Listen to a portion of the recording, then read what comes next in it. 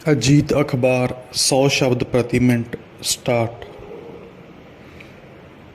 इंतज़ार ਦੀਆਂ ਘੜੀਆਂ ਬੰਦੇ ਨੂੰ ਬਹੁਤ ਦੁਖਦਾਈ ਪ੍ਰਤੀਤ ਹੁੰਦੀਆਂ ਹਨ। ਡੰਡੀ ਇੱਥੇ ਬੰਦੇ ਤੋਂ ਭਾਵ ਹਰ ਆਦਮੀ, ਔਰਤ, ਬੁੱਢੇ ਅਤੇ ਬੱਚੇ ਤੋਂ ਹੈ। ਡੰਡੀ ਕਿਉਂਕਿ ਇੰਤਜ਼ਾਰ ਵਿੱਚ ਇੱਕ ਅਨਿਸ਼ਚਿਤਤਾ ਛੁਪੀ ਹੁੰਦੀ ਹੈ, ਪਰ ਵਿਅਕਤੀ ਨਿਸ਼ਚਿਤ ਹੋਣਾ ਚਾਹੁੰਦਾ ਹੈ। ਡੰਡੀ ਹਾਲਾਂਕਿ ਉਹ ਇਹ ਨਹੀਂ ਸੋਚਦਾ ਕਿ ਅਨਿਸ਼ਚਿਤਤਾ ਇੱਕ ਸੇਫਟੀ ਵਾਲਵ ਦਾ ਕੰਮ ਕਰਦੀ ਹੈ। ਡੰਡੀ ਉਹ ਇਹ ਨਹੀਂ ਸੋਚਦਾ ਕਿ ਜੇ ਉਸ ਨੂੰ ਪਹਿਲਾਂ ਹੀ ਆਪਣੀ ਅਸਫਲਤਾ ਜਾਂ ਹਾਰ ਬਾਰੇ ਪਤਾ ਚੱਲ ਜਾਵੇ ਤਾਂ ਉਸ ਦੀ ਸਦਮੇ ਨਾਲ ਮੌਤ ਵੀ ਹੋ ਸਕਦੀ ਹੈ। ਡੰਡੀ ਇੰਤਜ਼ਾਰ ਉਸ ਨੂੰ ਅਸਫਲਤਾ ਜਾਂ ਹਾਰ ਨੂੰ ਬਰਦਾਸ਼ਤ ਕਰਨ ਦੀ ਹਿੰਮਤ ਦੇ ਦਿੰਦੀ ਹੈ। ਡੰਡੀ ਇਸ ਕਾਰਨ ਉਹ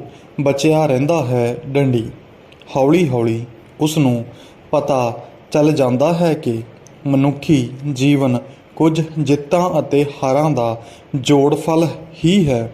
ਉਹ ਸੰਤੁਲਿਤ ਜੀਵਨ ਦਾ ਭੇਤ ਸਮਝ ਜਾਂਦਾ ਹੈ। ਡੰਡੀ ਪ੍ਰੀਖਿਆ ਦੇ ਚੁੱਕੇ ਵਿਦਿਆਰਥੀਆਂ ਨੂੰ ਚੋਣਾਂ ਲੜਨ ਉਪਰੰਤ ਨਤੀਜੇ ਦੀ ਉਡੀਕ ਕਰ ਰਹੇ ਉਮੀਦਵਾਰਾਂ ਨੂੰ ਅਤੇ ਪ੍ਰੇਮ ਕਰਨ ਵਾਲੇ ਪ੍ਰੇਮੀਆਂ ਨੂੰ ਇੰਤਜ਼ਾਰ ਦਾ ਬੜਾ ਤੀਖਣ ਬੋਧ ਹੋ ਜਾਂਦਾ ਹੈ। ਡੰਡੀ ਇੰਤਜ਼ਾਰ ਦੀਆਂ ਘੜੀਆਂ ਉਹਨਾਂ ਨੂੰ ਨਾ ਕੇਵਲ ਫਿਲਾਸਫਰ ਬਣਾ ਦਿੰਦੀਆਂ ਹਨ, ਬਲਕਿ ਆਪਣੇ ਸਵੈ ਦੀਆਂ ਕਮਜ਼ੋਰੀਆਂ ਅਤੇ ਖੂਬੀਆਂ ਦਾ ਬੋਧ ਵੀ ਕਰਵਾ ਦਿੰਦੀਆਂ ਹਨ। ਡੰਡੀ ਉਹ ਆਪਣੇ ਆਪ ਦੀ ਅੰਤਰਝਾਤ ਪਾਉਣਾ ਸਿੱਖ ਜਾਂਦਾ ਹੈ। ਡੰਡੀ ਉਹ ਆਪਣਾ ਸਹੀ ਮੁੱਲ ਪਾਉਣਾ ਸਿੱਖ ਜਾਂਦਾ ਹੈ, ਵਰਨਾ ਇਸ ਤੋਂ ਪਹਿਲਾਂ ਉਹ ਦੂਜੇ ਲੋਕਾਂ ਦੇ ਪਾਏ ਮੁੱਲ ਨੂੰ ਹੀ ਆਪਣਾ ਸਹੀ ਮੁੱਲ ਸਮਝ ਰਿਹਾ ਹੁੰਦਾ ਹੈ। ਡੰਡੀ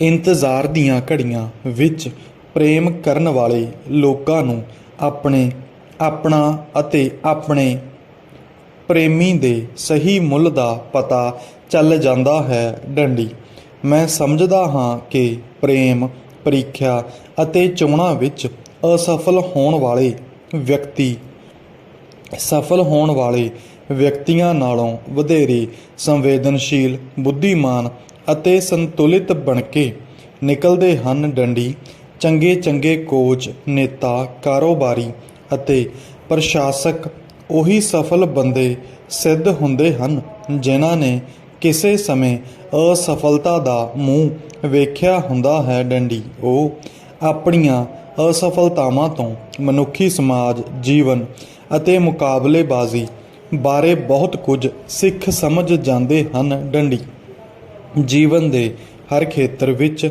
ਸदैव ਸਫਲ ਰਹਿਣ ਵਾਲੇ ਵਿਅਕਤੀ ਅਤਿਅੰਤ ਘੁਮੰਡੀ, ਉਦੈੜ ਅਤੇ ਖਤਰਨਾਕ ਬਣ ਜਾਂਦੇ ਹਨ। ਡੰਡੀ ਉਹਨਾਂ ਨੂੰ ਜੀਵਨ ਬਾਰੇ ਪੂਰਨ ਬੋਧ ਨਹੀਂ ਹੋ ਪਾਉਂਦਾ। ਡੰਡੀ ਆਪਣੇ ਆਸ-ਪਾਸ ਵੱਲ ਵੇਖੋ। ਡੰਡੀ ਜਿਹੜੇ ਆਦਮੀ ਹਰ ਪ੍ਰੀਖਿਆ ਜਾਂ ਮੁਕਾਬਲੇ ਵਿੱਚ ਜੇਤੂ ਰਹਿੰਦੇ ਹਨ, ਉਹ ਚੰਗੇ ਇਨਸਾਨ ਸਿੱਧ ਨਹੀਂ ਹੁੰਦੇ।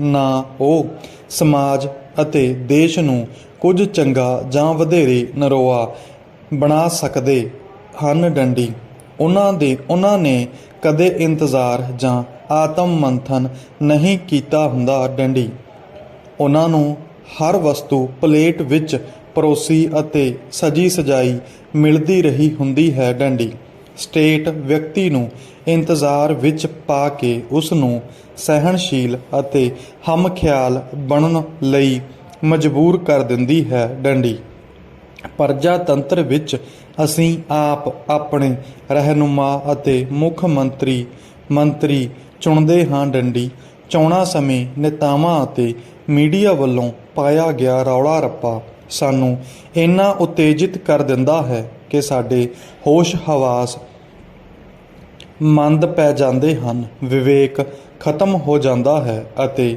ਅਸੀਂ ਬਿਨਾਂ ਸੋਚੇ ਸਮਝੇ ਚੋਣ ਮਸ਼ੀਨਾਂ ਦੇ ਬਟਨ ਦਬਾ ਕੇ ਕਿਸੇ ਉਮੀਦਵਾਰ ਅਤੇ ਉਸ ਦੀ ਪਾਰਟੀ ਨੂੰ ਜੇਤੂ ਬਣਾ ਦਿੰਦੇ ਹਾਂ। ਡੰਡੀ ਬਹੁਤੀ ਵਾਰ ਸਾਡੀ ਸੋਚ ਅਤੇ ਸੁਪਨੇ। ਅਜੀਤ ਅਖਬਾਰ 105 ਸ਼ਬਦ ਪ੍ਰਤੀ ਮਿੰਟ ਸਪੀਡ।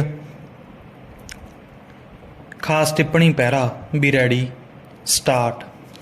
ਪਹੀਆ, ਬੱਲਬ ਅਤੇ ਟੈਲੀਵਿਜ਼ਨ ਮਨੁੱਖ ਵੱਲੋਂ ਕੀਤੀਆਂ ਅਲੋਕਾਰੀ ਤੇ ਅਦਭੁਤ ਖੋਜਾਂ ਹਨ ਜਿਨ੍ਹਾਂ ਨੇ ਦੁਨੀਆ ਬਦਲ ਦਿੱਤੀ। ਡੰਡੀ ਮਨੁੱਖ ਦਾ ਜੀਵਨ ਬਦਲ ਦਿੱਤਾ। ਡੰਡੀ ਪਹੀਏ ਨੇ ਰਫ਼ਤਾਰ ਦਿੱਤੀ। ਡੰਡੀ ਦੁਨੀਆ ਛੋਟੀ ਹੋ ਗਈ। ਡੰਡੀ ਬੱਲਬ ਦੇ ਨੇ ਹਨੇਰੇ ਦੂਰ ਕੀਤੇ। ਡੰਡੀ ਹਰ ਪਾਸੇ ਜਗਮਗ ਹੋ ਗਈ, ਊਰਜਾ ਮਿਲੀ। ਡੰਡੀ ਟੈਲੀਵਿਜ਼ਨ ਨੇ ਦੁਨੀਆ ਸਾਡੇ ਸਾਹਮਣੇ ਲਿਆ ਧਰੀ। ਡੰਡੀ ਆਪਣੇ ਘਰ ਬੈਠੇ ਅਸੀਂ ਪੂਰੀ ਦੁਨੀਆ ਨਾਲ ਜੁੜ ਗਏ। ਡੰਡੀ ਸਿੱਖਿਆ, ਸੂਚਨਾ, ਗਿਆਨ ਤੇ ਮਨੋਰੰਜਨ ਦੇ ਨਵੇਂ ਨਿਵੇਕਲੇ ਸੰਸਾਰ ਦੇ ਰੂਬਰੂ ਹੋਏ। ਡੰਡੀ ਪਹਿਰਾ ਪਹਿਲੀ ਵਾਰ ਸਫਲਤਾਪੂਰਵਕ ਟੈਲੀਵਿਜ਼ਨ ਦਾ ਪ੍ਰਦਰਸ਼ਨ 7 ਸਤੰਬਰ 1927 ਨੂੰ ਸਾਨ ਫਰਾਂਸਿਸਕੋ ਵਿੱਚ ਕੀਤਾ ਗਿਆ ਸੀ। ਡੰਡੀ ਵਿਲੋ ਟੇਲਰ ਫਰਨਜ਼ਵਰਥ ਨਾਂ ਦੇ 21 ਸਾਲਾ ਨੌਜਵਾਨ ਨੇ ਇਸ ਦਾ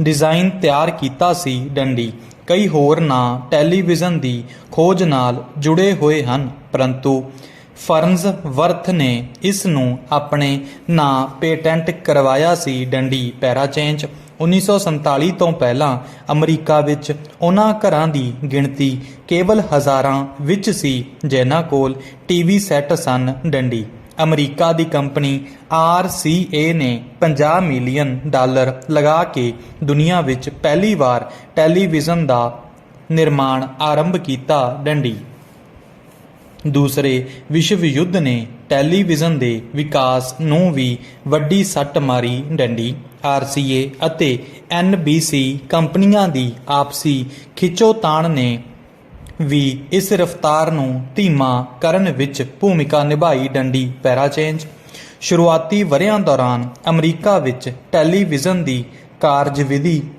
ਰੇਡੀਓ ਵਾਂਗ ਹੀ ਚੱਲਦੀ ਰਹੀ, ਪਰੰਤੂ 1953 ਤੋਂ 1955 ਦੌਰਾਨ ਰੇਡੀਓ ਤੋਂ ਵੱਖਰੀ ਰੂਪਰੇਖਾ ਤਿਆਰ ਕੀਤੀ ਜਾਣ ਲੱਗੀ। ਡੰਡੀ ਉਦੋਂ ਬਹੁਤ ਸਾਰੇ ਪ੍ਰੋਗਰਾਮ ਆਰੰਭ ਕੀਤੇ ਗਏ ਜਿਹੜੇ ਕਈ ਸਾਲਾਂ ਤੱਕ ਜਾਰੀ ਰਹੇ। ਡੰਡੀ ਅਮਰੀਕਾ ਵਿੱਚ ਅਗਲੇ 10 ਕੁ ਸਾਲ 1955 ਤੋਂ 65 ਟੈਲੀਵਿਜ਼ਨ ਡਰਾਮਾ ਨੇ ਦਰਸ਼ਕਾਂ ਨੂੰ ਬੇਹੱਦ ਪ੍ਰਭਾਵਿਤ ਕੀਤਾ। ਡੰਡੀ ਇਸੇ ਲਈ ਟੀਵੀ ਨਾਟਕ ਪੱਖੋਂ ਇਸ ਦੌਰ ਨੂੰ ਅਮਰੀਕਾ ਵਿੱਚ ਗੋਲਡਨ ਏਜ ਵਜੋਂ ਜਾਣਿਆ ਜਾਂਦਾ ਹੈ। ਡੰਡੀ ਪੈਰਾ ਚੇਂਜ ਨਿਊਜ਼ ਰੀਡਰ ਲਈ 1952 ਵਿੱਚ ਪਹਿਲੀ ਵਾਰ ਐਂਕਰਮੈਨ ਸ਼ਬਦ ਦੀ ਵਰਤੋਂ ਕੀਤੀ ਗਈ। ਡੰਡੀ ਦਰਅਸਲ ਟੈਲੀਵਿਜ਼ਨ ਦਾ ਪ੍ਰਭਾਵ ਨਿਊਜ਼ ਬੁਲੇਟਿਨ ਦੇ ਪ੍ਰਸਾਰਨ ਨਾਲ ਵਧਿਆ ਅਤੇ ਨਿਊਜ਼ ਚੈਨਲਾਂ ਦੀ ਆਮਦ ਨੇ ਇਸ ਦੀ ਧਾਕ ਜਮਾ ਦਿੱਤੀ। ਡੰਡੀ ਉਦੋਂ ਪਹਿਲੀ ਵਾਰ ਮਹਿਸੂਸ ਕੀਤਾ ਗਿਆ ਕਿ ਟੈਲੀਵਿਜ਼ਨ ਸਿਆਸਤ ਨੂੰ ਵੱਡੀ ਪੱਧਰ ਤੇ ਪ੍ਰਭਾਵਿਤ ਕਰ ਸਕਦਾ ਹੈ। ਡੰਡੀ ਪੈਰਾ ਚੇਂਜ ਇਸ ਚੀਜ਼ ਨੇ ਪੂਰੀ ਦੁਨੀਆ ਦਾ ਧਿਆਨ ਆਪਣੇ ਵੱਲ ਖਿੱਚਿਆ ਅਤੇ ਭਾਰਤ ਵਰਗੇ ਮੁਲਕਾਂ ਨੇ ਵੀ ਇਸ ਦਿਸ਼ਾ ਵਿੱਚ ਸੋਚ ਵਿਚਾਰ ਆਰੰਭ ਦਿੱਤੀ। ਡੰਡੀ ਭਾਰਤ ਵਿੱਚ ਪਹਿਲਾ ਟੈਲੀਵਿਜ਼ਨ ਟਰਾਂਸਮੀਟਰ ਸਰਕਾਰੀ ਇੰਜੀਨੀਅਰਿੰਗ ਕਾਲਜ ਜਬਲਪੁਰ ਵਿਖੇ ਅਕਤੂਬਰ 1951 ਵਿੱਚ ਸਥਾਪਿਤ ਕੀਤਾ ਗਿਆ ਸੀ। ਡੰਡੀ ਤਜਰਬੇ ਦੇ ਤੌਰ ਤੇ ਭਾਰਤ ਵਿੱਚ ਟੈਲੀਵਿਜ਼ਨ ਦੀ ਸ਼ੁਰੂਆਤ ਦਿੱਲੀ ਵਿਖੇ 15 ਸਤੰਬਰ 1959 ਨੂੰ ਕੀਤੀ ਗਈ ਸੀ। ਡੰਡੀ ਕੇਵਲ ਸ਼ਨੀਚਰਵਾਰ ਐਤਵਾਰ ਨੂੰ ਸੀਮਤ ਜਿਹੇ ਸਮੇਂ ਲਈ ਪ੍ਰਸਾਰਨ ਕੀਤਾ ਜਾਂਦਾ ਸੀ। ਡੰਡੀ ਰੋਜ਼ਾਨਾ ਪ੍ਰਸਾਰਨ 1965 ਵਿੱਚ ਆਰੰਭ ਹੋਇਆ। ਡੰਡੀ ਉਦੋਂ ਟੈਲੀਵਿਜ਼ਨ ਨੂੰ ਰੇਡੀਓ ਦੀ ਇੱਕ ਸ਼ਾਖਾ ਦੇ ਤੌਰ ਤੇ ਚਲਾਇਆ ਜਾ ਰਿਹਾ ਸੀ। ਡੰਡੀ ਦਿੱਲੀ ਤੋਂ ਬਾਅਦ ਮੁੰਬਈ, ਅੰਮ੍ਰਿਤਸਰ ਸਮੇਤ 7 ਸ਼ਹਿਰਾਂ ਵਿੱਚ ਇਸ ਦੀ ਸ਼ੁਰੂਆਤ ਕੀਤੀ ਗਈ। ਡੰਡੀ ਸਵੇਰੇ ਸ਼ਾਮ ਥੋੜ੍ਹੇ ਸਮੇਂ ਲਈ ਪ੍ਰੋਗਰਾਮ ਪ੍ਰਸਾਰਿਤ ਕੀਤੇ ਜਾਂਦੇ ਸਨ। ਡੰਡੀ ਦੇਸ਼ ਦਾ ਵਿਕਾਸ ਇਸ ਦਾ ਮਨੋਰਥ ਮਿਥਿਆ ਗਿਆ। ਡੰਡੀ ਇਸ ਲਈ ਵਧੇਰੇ ਪ੍ਰੋਗਰਾਮ ਸਿਹਤ, ਸਿੱਖਿਆ, ਖੇਤੀਬਾੜੀ ਤੇ ਮਨੋਰੰਜਨ ਨਾਲ ਸੰਬੰਧਿਤ ਹੁੰਦੇ ਸਨ। ਡੰਡੀ ਨਾਟਕ, ਨਾਚ, ਸੰਗੀਤ, ਲੋਕ ਕਲਾਵਾਂ ਨੂੰ ਉਭਾਰਿਆ ਜਾਂਦਾ ਸੀ। ਡੰਡੀ 1976 ਵਿੱਚ ਦੂਰਦਰਸ਼ਨ ਨੂੰ ਰੇਡੀਓ ਨਾਲੋਂ ਅਲੱਗ ਕੀਤਾ ਗਿਆ। ਡੰਡੀ ਕੌਮੀ